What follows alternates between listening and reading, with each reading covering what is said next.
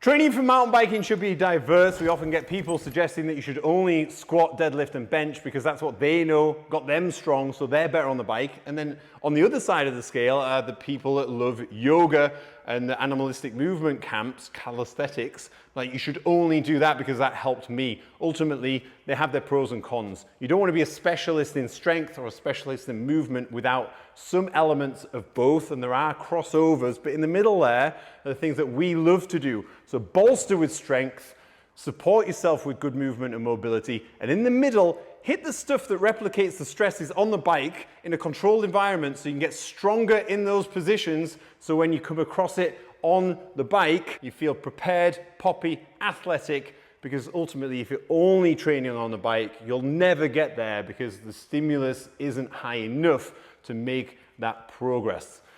Or sign up to Fit for Racing and we'll do it all for you. Peace. Let's quickly talk about Olympic weightlifting for mountain bikers and how you don't necessarily have to do it. I'm a massive fan, but we'll talk about things that we can do at the end of this. But for now, let's talk about should you do it. Ultimately, you need the prerequisite mobility before you even start working the technique. Then you need a decent technique so you can lift loads that will be effective in what we're trying to achieve to even get the benefit of a weightlifting session. Seek out technical tuition. That takes time. And do you necessarily need to do that? No, because we can do things like banded work, speed work. Ultimately, Olympic weightlifting is just lighter loads faster to generate speed and power for the bike, which is brilliant. And then on the flip side, if you do have the time and desire to learn Olympic weightlifting, then it can encourage better mobility and strength at end range. That takes time. You don't necessarily need it for riding, but if you want to ride for a long time and have a good life, mobility is crucial. So there's some points on Olympic weightlifting. If you're a mountain biker, take it or leave it. Other things you can do, but it's not the only way. Peace.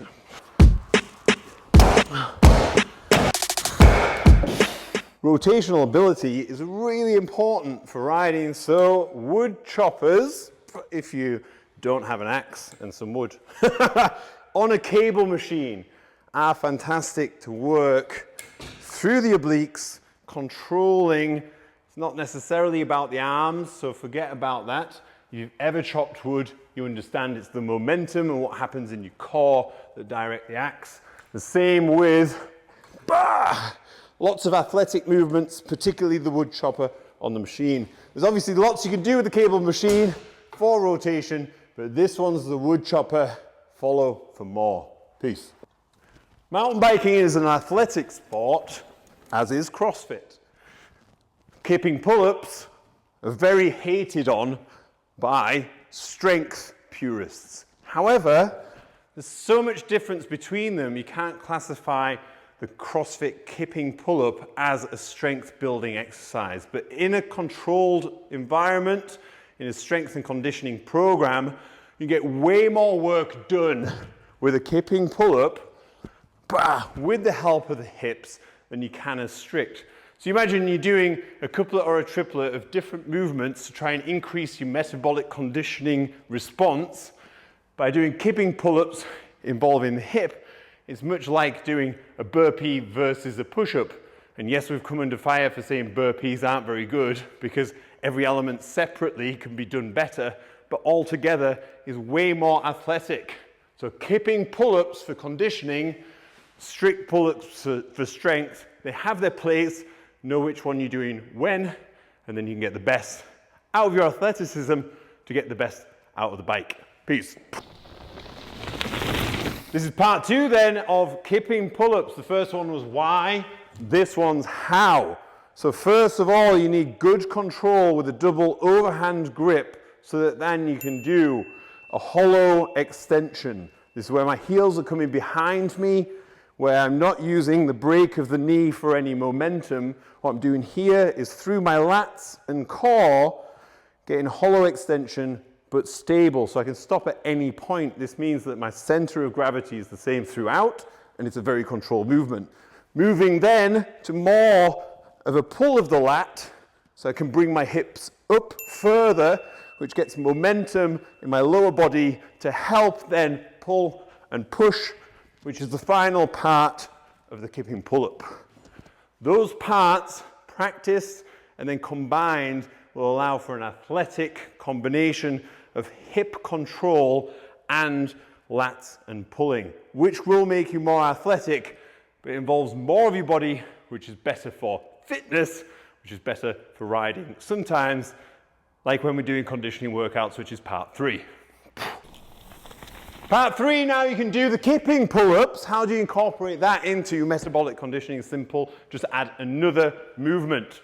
So what I like to do is triplets quite often, which would be a non-related movement, say a cyclical movement on a rowing machine, skier, or my favorite, an assault bike. Say do 10 calories on the assault bike. Then pushing, because this is going to have no effect on my ability to do the pulling, maybe do 10. And then on the pull-ups, this is totally subjective, but for me and my small mind, I would probably do 10 pull-ups.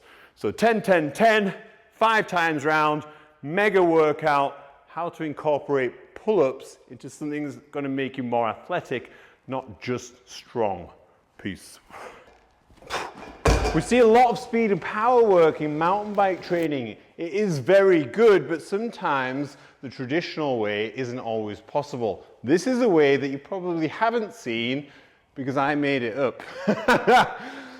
What we have there is restrictions on equipment availability, but also spinal loading. The majority of speed and power work with bars depends on that bar being above your hips, therefore the load going through your lower back. This with a band in front of your hips means there's no load on your spine, and ultimately pulling against the band forwards like so is getting glutes and hamstrings fast in a poppy driving manner that is somewhere in between large loads and no loads, and that's where we get the power. Peace. Let's talk about proper bench technique for mountain bikers, but this generally is for everyone. We want to keep you safe, not just lifting heavy. So we're going handlebar width on the bar, feet solid on the ground.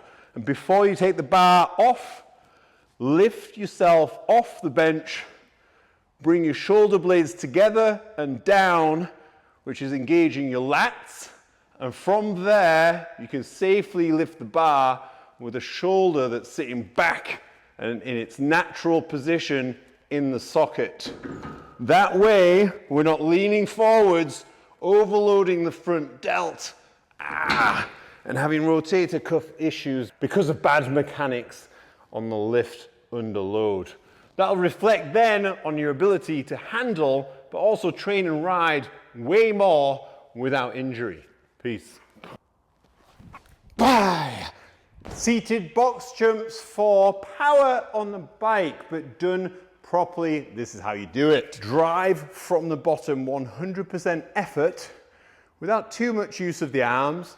Bah! Landing on a box gives you focus and a target and saves your knees. If I was to do it straight up, fair enough, but I'm going to land hard on my knees. Doing the squat into the land just encourages a target so that when I'm doing 6 sets of 6 with 2 minutes rest in between, bam, I land on, hop off, sit down, jaya. There's not so much danger because these are soft and I am fast. What's up, bikers, and welcome back to Workout of the Week in association with Fox Racing. This time we're doing semi-isometrics, which will help you massively on the bike, starting with push-up or push-pops. This is not a plyometric movement. Make sure that you're not driving off to get height. What we're doing here is breaking at the elbow into an attack position, then letting go of the ground. So we're going to do 30 to 40 seconds of that, replicating the impact and the semi-isometric that we're working in this session. And then on the leg position, we're going for a split squat. Oh, nice good hinge on that front hip, the majority of your weight in the front foot, so that then you can drive up and down, and with no weight, you can do this for hours, I bet, because you're already a good rider. Otherwise, add some weight, get more benefit, and again, 30 to 40 seconds each side. And a session is never complete without core, so we're going to hit some core control with the hollow rock. To do this for 40 seconds is difficult, so test yourself. Get 3 to 5 rounds of those, resting as much as you like in between, or reduce the rest to make it a more conditioning workout. But ultimately what we're doing here is muscular endurance in semi-isometrics. See you next week. Peace.